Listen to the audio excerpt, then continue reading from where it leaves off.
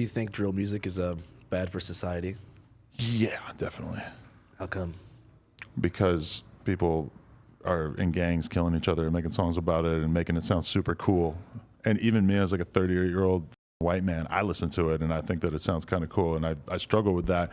But definitely I think it's probably, as much as I like listen to it, it's probably got to be a net negative for society, right? Yeah. Just the romanticization of violence in general. Do you think you help make it look cool? I don't know. I feel like when they're on a beat with a fucking 808 going crazy and they're able to like rhyme and make less sense, that probably is like when it sounds coolest. Because they don't really talk about that in interviews, right?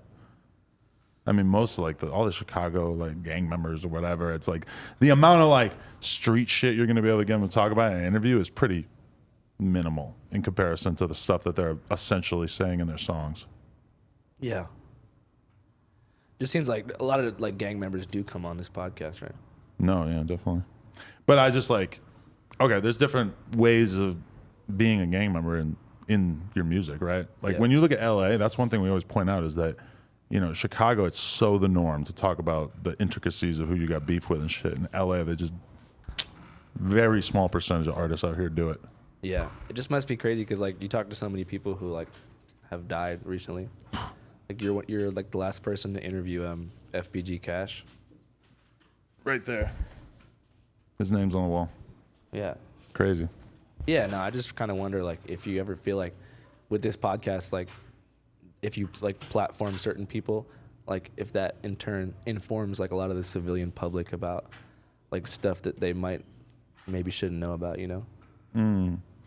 But I mean, if you were to go through that Cash interview, like what could you really point at that you'd be like, look at this crazy shit that he said about somebody else? It's like very little.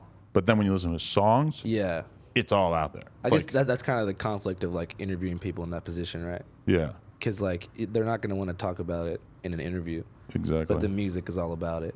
Which is this kind of like funny contradiction that you can put it out there in song, but then you can't talk about it in an interview, even though I would assume that like legally it's probably Yeah. going to be treated exactly the same. Yeah, it's a strange thing because then you got to avoid that like whole snitch thing, like criticism of doing an interview. Well, but the whole thing with like lyrics is like lyrics are art.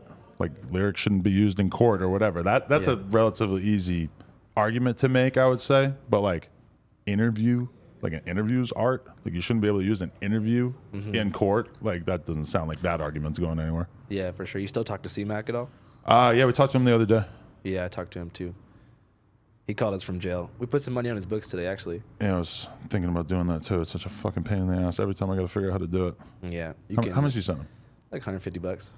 It's funny because one time he put us on group text and he was just like asking for like shout outs kind of like over and over. Like, and I realized I'm like, oh, so he does this to Andrew too. Like because he has a new Instagram every 2 weeks. Yeah. Do you see his OnlyFans? No. I did. You hit me up right away. Yeah, instantly. I was like, did you watch this? It was like, the first video is him like eating ass for like 20 minutes. But just a random woman, not Lupe. I thought it was Lupe. Yeah. Until you clarified that it wasn't. Because I hit him up and then he was like, oh, that's not her. Yeah, I don't think Lupe would do it. They're like brother and sister. No, super weird. But I feel like he likes toying with that idea. He wants people to think that might be what's happening. Yeah, it's a good thing to get people to subscribe to it. Yeah. So okay, what makes? How did you describe Crip Mac and like what made you think like this is?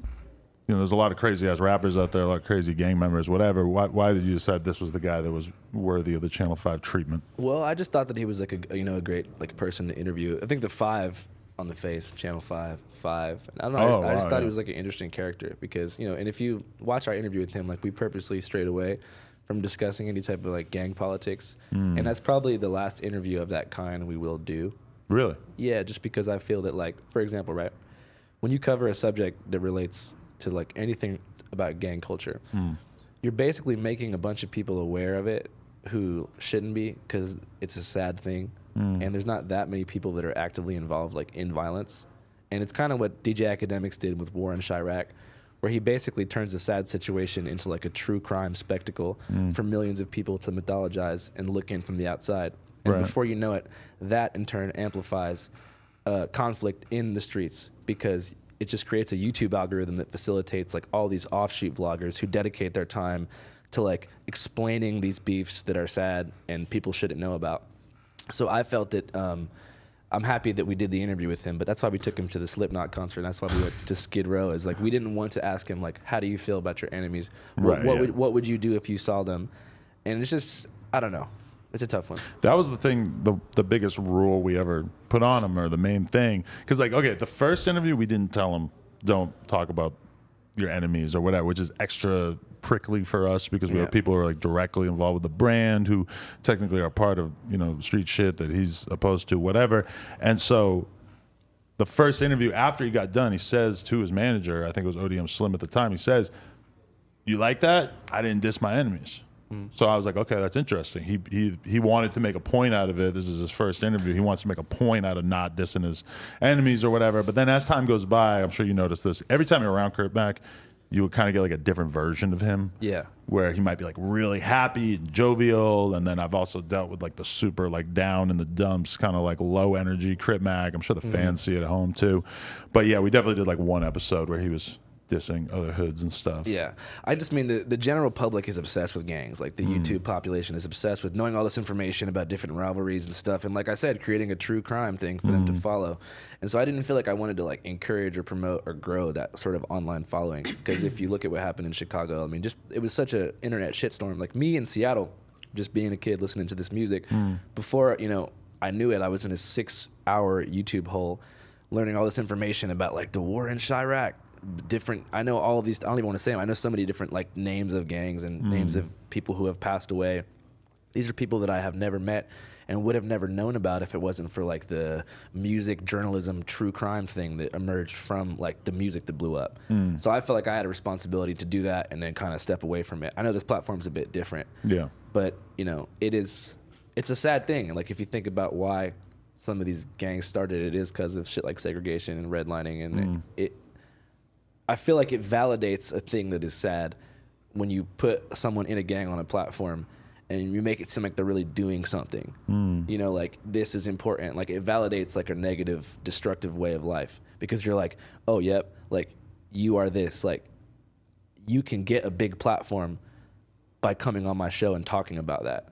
Yeah. But it's like, you know, as a content creator, you kind of have to follow the incentives to a certain extent. And it's like when the people tell you that they want to hear about something, you know, it's like, because I've done many interviews in my day with people that I thought were doing something dope artistically or whatever, and it just goes nowhere because they have no, you know, there's nothing to really hang their hat on. There's nothing like really interesting bringing people into it. Then you could interview that same rapper 2 years later when there's some kind of conflict that happens, something people genuinely want to hear about, and people are all over it. You know, it's like, it's tough to get away from the fact that the fans just want what they want. Have you ever turned down an interview because you like thought it was unethical or something?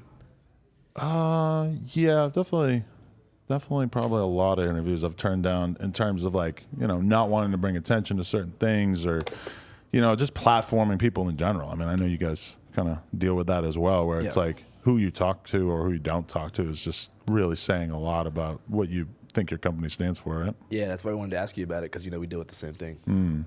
Definitely. Well, it brings me to a quote that I wanted to bring up that I always think about, which is the medium is the message. Like, how does the platform that you're uploading content to or putting content on, how does that change the content itself? Like, I was listening to a podcast the other day that was talking about how Abraham Lincoln as a president probably could not have existed in the TV age. He's like sad, tall, weird, super serious, just like a very like not made for TV type of figure. But then TV comes around and who you get? You get John F. Kennedy. You get like a polished fucking handsome celebrity. Who a lot of people didn't really agree with on politics, but they liked him. All right, people, we just hit 300,000 subscribers. You know we're trying to hit 400,000 subscribers. So that little red button, tap it, tap in. Appreciate y'all.